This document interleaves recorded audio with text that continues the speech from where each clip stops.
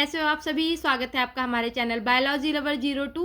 दोस्तों, आज का हमारा टॉपिक है होम्योस्टेटिस कि होम्योस्टेटिस क्या होता है, और इसमें आज हम पढ़ेंगे फीडबैक सिस्टम के बारे में, जिसके बारे में सभी जो भी मेडिकल फील्ड में उनको सभी को पता होना चाहिए। तो आइए स्टार्ट करते हैं।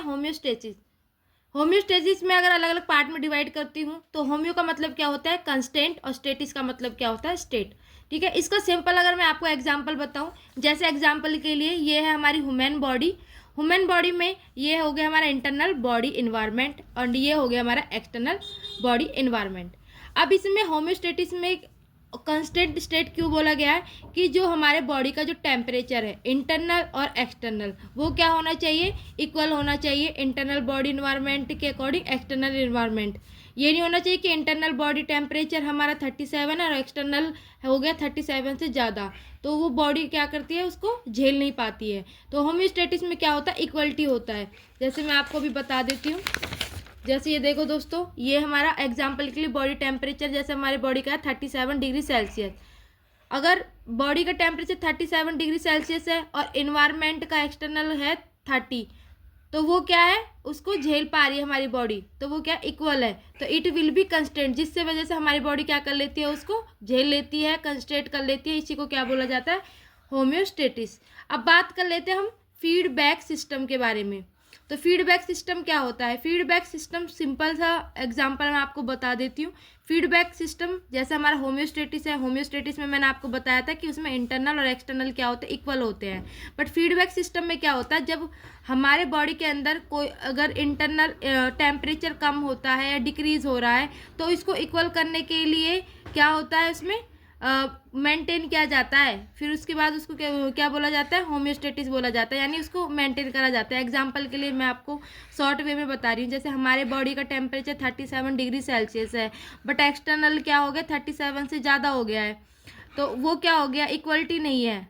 तो उनको इक्वल करने के लिए हम क्या करते हैं, जैसे ज़्यादा ठंड है तो ठंड अगर ज़्यादा हो रही है तो हम क्या करते हैं, जैकेट पहनते हैं ना, तो जैकेट पहन के बाद वो क्या होता है, मेंटेन हो जाते हैं। ठीक इसी तरीके से होम्योस्टेटिस को मेंटेन करने के लिए फीडबैक सिस्टम होता है।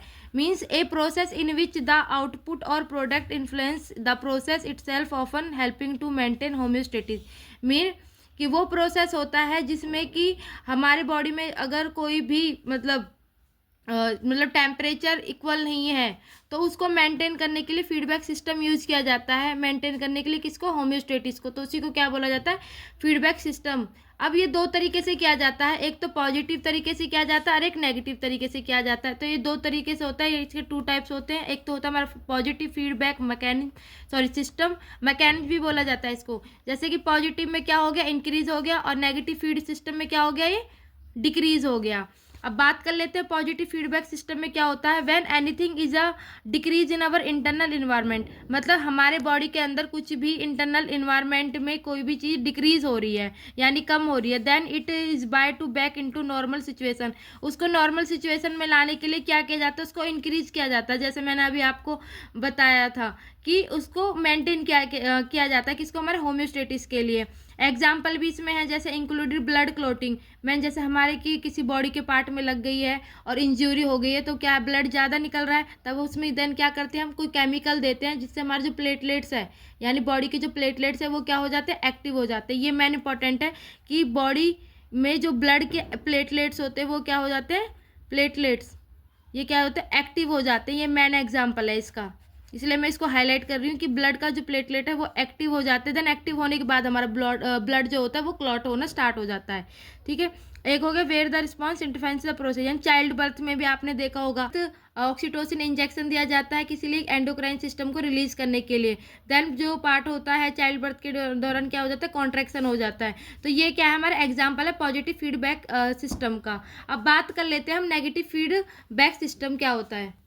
नेगेटिव फीडबैक सिस्टम में सिंपल तरीके से बताऊं कि हमारे बॉडी का जब टेम्परेचर ज़्यादा हो जाता है उसको मेंटेन करने के लिए नेगेटिव फीडबैक सिस्टम का यूज़ किया जाता है। जैसे व्हेन एनीथिंग इज इंक्रीज, यानी जब ज़्यादा बॉडी के अंदर बढ़ जाता है, इंक्रीज क्या हो गया, जैसे टेम्परेचर ज़्यादा बढ़ गया हमारे बॉडी के अंदर internal environment, then this system is by to neck into its normal condition by decreasing, इसको कम करके इसको क्या किया जाता है, नॉर्मल स्टेट में लाया जाता है। एग्जांपल के लिए जैसे मैं आपको बता रही हूँ, हमारे बॉडी के अंदर टेम्परेचर ज़्यादा बढ़ गया है, टेम्परेचर ज़्यादा बढ़ा तो क्या हुआ, स्किन हीट हुई, स्किन हीट होने के बाद हाइपोथैलेमस जो कि हमारे ब्रेन के अंदर प्रेजेंट होता है, उसके पास में क्या गया, सिग्नल गया, स्किन हीट हुई, हाइपोथैलेमस के पास सिग्नल गया, तो हाइपोथैलेमस ने क्या करा, टीआरसी यानी जो टेम्परेचर रेगुलेशन इंटायर होता है उसके पास मतलब फॉर्मेशन भेजी। उसके बाद टीआरसी ने क्या करा, जो हमारे बॉडी के अंदर स्वेट ग्लैंड होते हैं यानी पसीने के जो ग्लैंड होते हैं उनको स्टूमुलेशन करा। स्टूमुलेट जब स्वेट ग्लैंड हुए तो हमारी बॉडी से क्या आने लगा, पसीना आने लगा यानी स्वेटिंग आने लगी। देन जो टेम्परेचर था वो क्या हो गया, लो हो गया, डिक्रीज हो गया, and back to its homeostasis, और उसके बाद वो वापस किस में आ गया, होम्योस्टेटिस में आ गया यानी इक्वल हो गया। एग्जाम्पल के लिए जैसे हमें अगर फीवर हो जाता है तो हम क्या करते हैं, डोलो लेते हैं, डोलो लेने के बाद हमारी जो बॉडी का जो टेम्परेचर है वो क्या हो जाता है, कम हो जाता है, नॉर्मल हो जाता है। सो इसी तरीके से उसमें क्या वर्क होता है, वो भी नेगेटिव फीडबैक का सिस्टम होता है। तो दोस्तों आज का हमारा टॉपिक कंप्लीट हुआ होम्योस्टेटिस, और हमने पढ़ लिया है आज फीडबैक सिस्टम के टाइप पढ़ लिया, नेगेटिव और पॉजिटिव। तो